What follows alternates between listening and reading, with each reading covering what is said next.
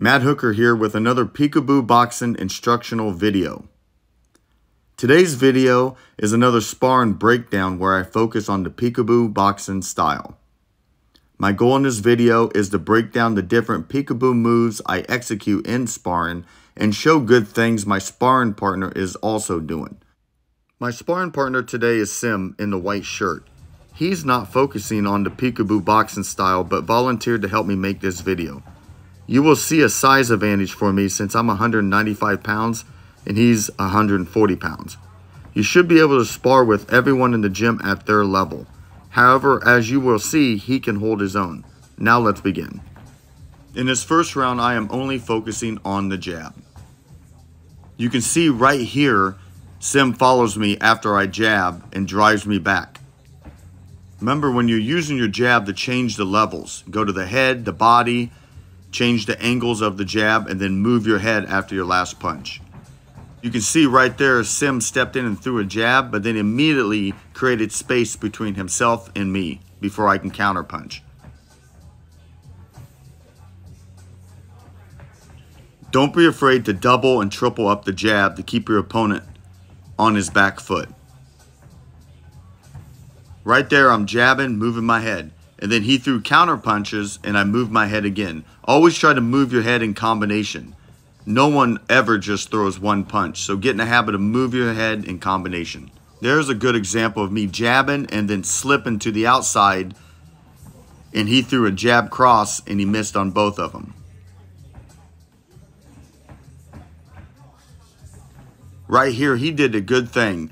When he was against the ropes, he fired a combination which drove me back before I can fire my combination. Right here, you can see me move my head in combination and then come out punching. And then I twisted to the side, but I can only throw the jab. Normally, I would throw a hook or an uppercut. But he came back with a solid combination which stopped my advance.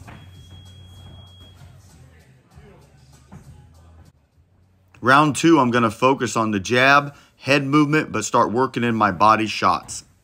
Right there, I worked my way in with the double jab, executed a body punch, and then moved my head afterwards. Now Sim got me against the ropes and unloaded a combination, and I worked my head movement. Always moving my head in combination, and then when I was free, I circled out. There, I threw a 7, slip, and a 5 to the body, and then did a twist. And again, using my head movement in combination.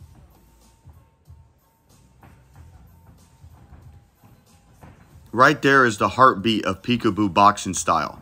I use the jab to get my opponent against the ropes with his hands held high and then unload a close quarter combination. There's another principle of Peekaboo boxing style. I came in with the double jab and got my head off to the side to unload my body shots.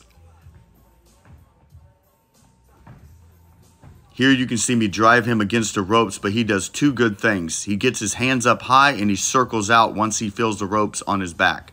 You can see he's against the ropes, but he's firing counter punches in between my body shots.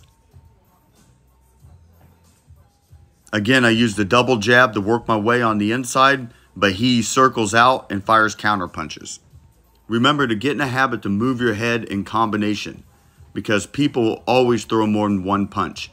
And then when you're ready, you can come out of it with a counter punch. Here's a good example of why you keep your hands up. You can see me slipping punches, but sometimes it's hard to time every punch. And having your hands up, you will naturally block those punches if you miss the slip. Again, using the jab to pressure my opponent against the ropes so I can unload my body shots. Round three, I'm just going to focus on all my punches, work on combination, head movement, and maybe some counter punching. You can see Sim using his jab to keep me out. I tried to counter punch his jab, but he shoulder rolled it. I'm applying the pressure to him. You can always see where I'm driving him into the corner or against the ropes to unload my punches. That's why Peekaboo boxing style is a pressure system. You're always bullying and pressuring your opponent. But there's a method to the madness. I'm not walking straight in with my head up. I'm using my jab and moving my head. You can see Sim shell up on the ropes, circle out, and fire a combination, which was very good on his part. Here I work my way into the jab, fire a combination, go to the body, and then return to the head. And then once he circles out, I return back to the jab and my head movement to set up those shots. But then again, he fires counter punches and then circles out. It's always a good idea when you're against the ropes to punch first and then circle.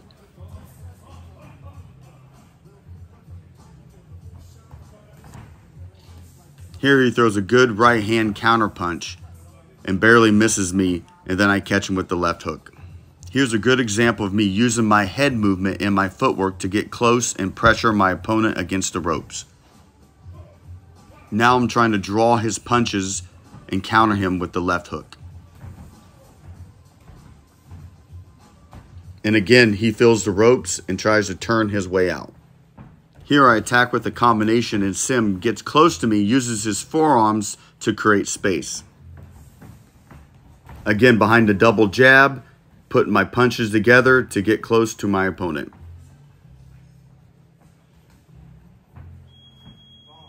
That concludes this video. As you can see, you can still spar with lighter weight fighters and get some good work in.